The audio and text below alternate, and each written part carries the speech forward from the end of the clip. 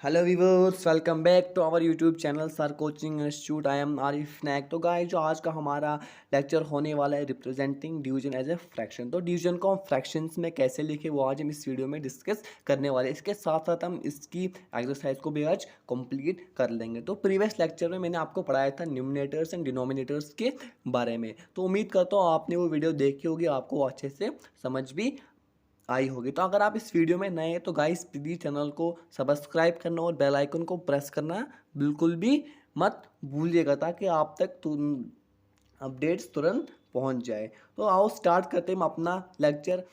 अब जैसे कि ये एक बॉय, तो इसके पास क्या है, इसके पास वन चॉकलेट है, ये इसके पास एक चॉकलेट है। तो अब इस चॉकलेट में इक्वल शेयर इस गर्ल को देना चाहता है। तो अब ये क्या करेगा, मतलब इसके पास एक चॉकलेट हो तो इसको क्या मिलेगा, इसको वन हाफ इसको मिलेगा, 1/2 इसको मिलेगा। तो इसने क्या किया, इस चॉकलेट को तो टू इक्वल पार्ट्स में इस चॉकलेट को इसने डिवाइड किया। तो जब इसने टू इक्वल पार्ट्स में चॉकलेट को डिवाइड किया तो वन हाफ इसको मिला और वन हाफ दिस वन को मिला। तो इसको हम कैसे लिखेंगे, तो इसको हमने सिंपली 1/2 इक्वल्स टू 1/2। तो इसका 1/2 है वो मतलब डिवीजन फॉर्म है, और जो इसका जो इक्वल्स टू आया 1/2 इसकी फ्रैक्शन फॉर्म है। मतलब वन हमारे पास टोटल पार्ट्स थे, उस टोटल पार्ट्स को हमने टू इक्वल पार्ट्स में डिवाइड किया। जैसे कि एक टोटल था, इस टोटल को हमने टू इक्वल पार्ट्स में डिवाइड किया। तो फ्रैक्शन में इसको हम कैसे लिखते हैं, 1/2। तो डिवाइड में 1/2। तो मैंने आपको समझाया था, जो जो हमारा इसका पहला इंट्रोडक्शन उसमें मैंने बताया था, मतलब जो फ्रैक्शन का मतलब क्या होता है, फ्रैक्शन का मतलब ही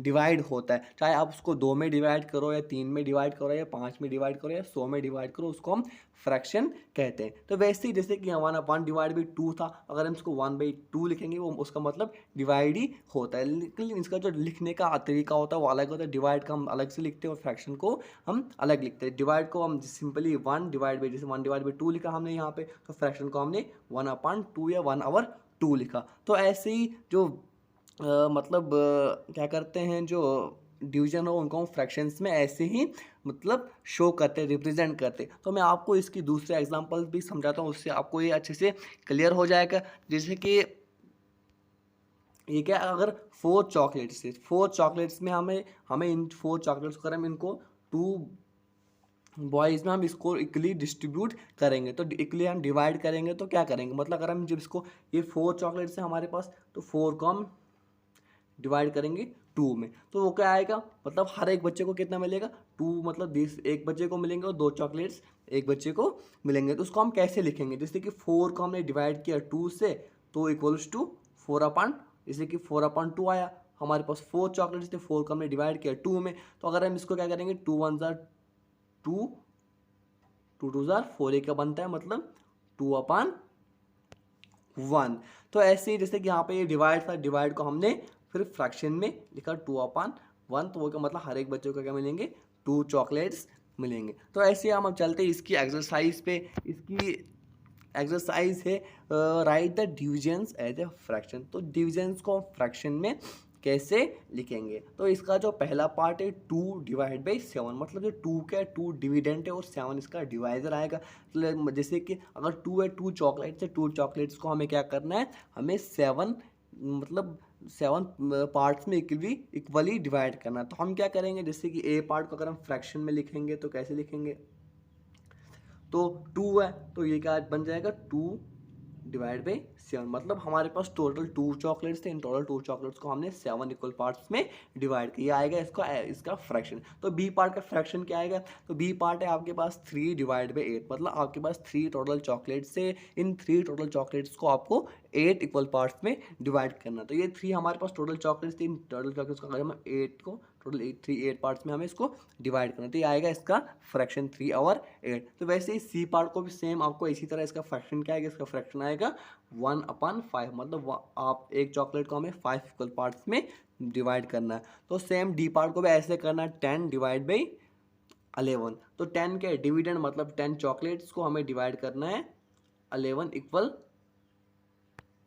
पार्ट्स में। तो ये था इसका पहला क्वेश्चन। तो सेम क्वेश्चन नंबर 2 है, तो right the fractions in the form of division. तो फ्रैक्शंस दिए हमारे पास, तो इन फ्रैक्शंस को हमें डिवाइड की फॉर्म में लिखना है। अब जैसे क्या था, जैसे हमारे पास यहाँ पे 11/13, मतलब 11 डिवाइड बाई 11/13। हमारे पास क्या थे, टोटल 11 चॉकलेट्स थे।